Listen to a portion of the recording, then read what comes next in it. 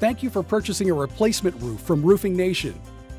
We're sure you are excited about your upcoming installation and probably have some questions about the process.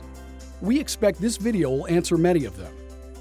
The day prior to your installation, the Roofing Nation crew will drop off the materials to be used for your installation, and depending on the size of the job, potentially a dumpster to haul away the old roof as well.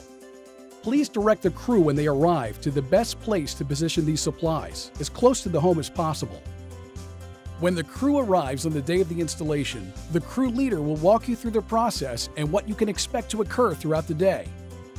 Once all of your questions are answered, you do not need to be home during the installation. Our crews are completely self-sufficient.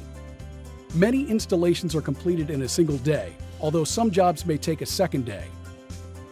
During this time, our team removes the old shingles, replaces any rotted wood, installs the underlayment, cut for ventilation, and finally adds the new shingles.